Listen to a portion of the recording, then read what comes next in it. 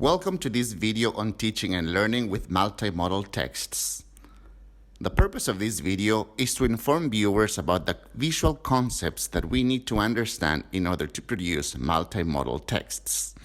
The ideal audience for this video are educators who teach language in a concept-based environment.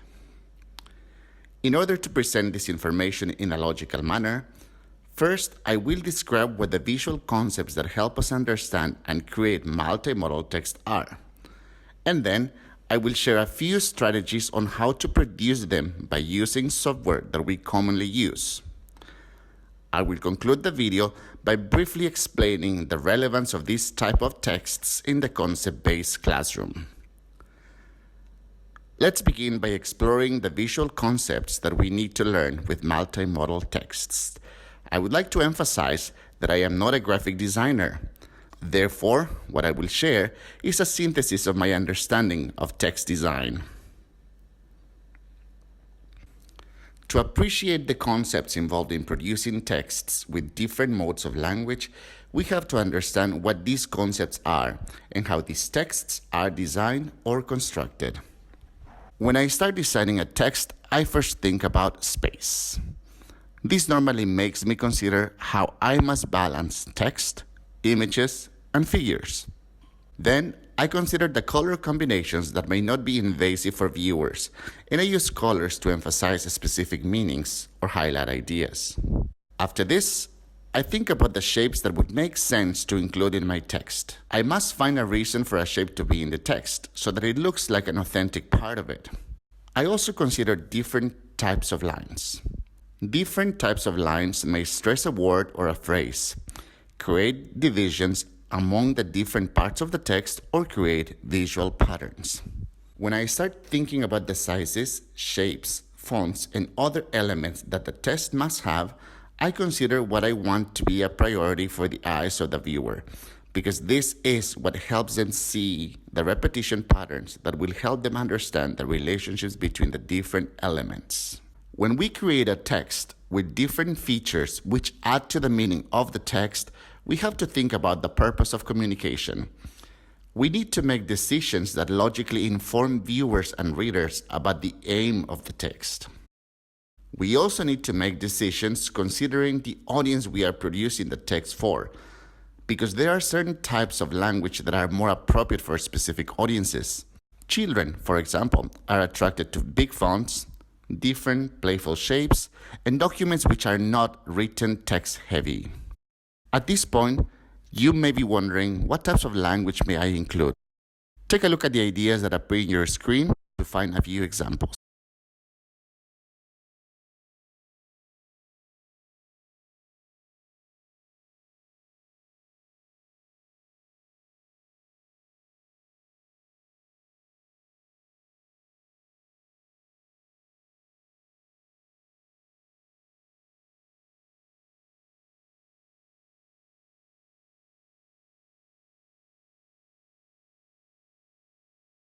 Now, let's look at how we can design effective multimodal texts that communicate a purpose and target a specific audience.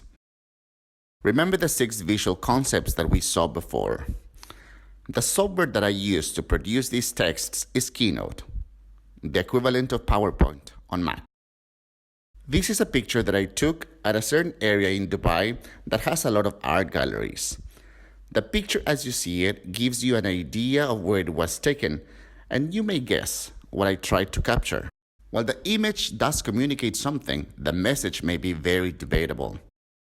But what happens when we add a vertical rectangle with information presented using different fonts and sizes? We can say that now it became a flyer for an art exhibit, and that the audience are possibly young people or art lovers, judging from what we see.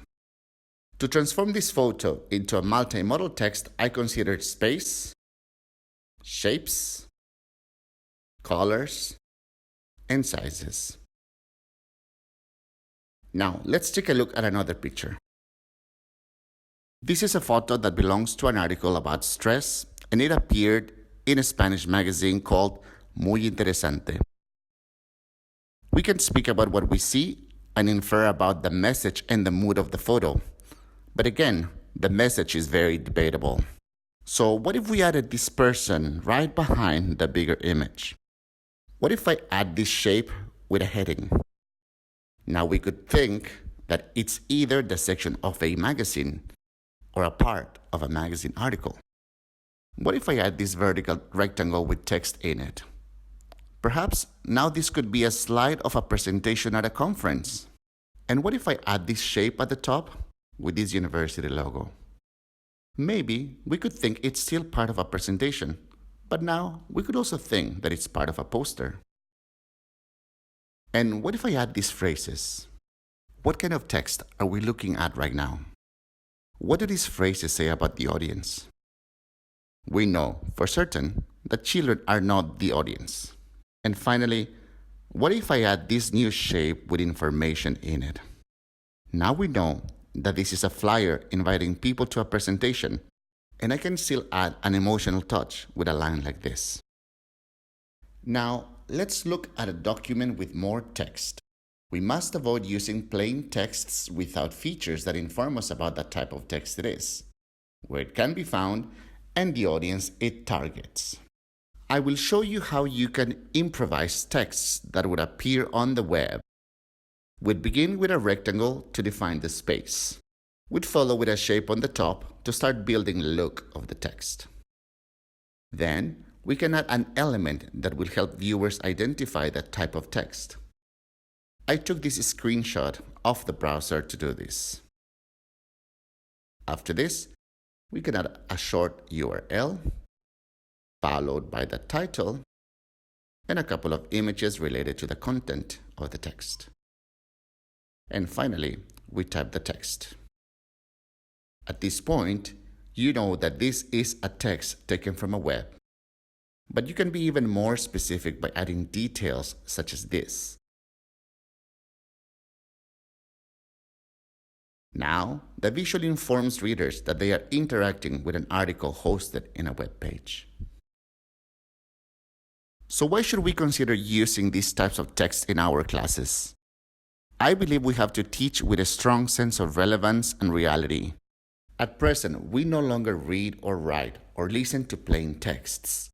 We are living in a visual time when images truly add to the meaning we are consuming or are trying to communicate. Take a look at these texts as examples. These are the text types that students interact with in the world. So denying them the chance to learn a language through them does not make us very relevant for the times.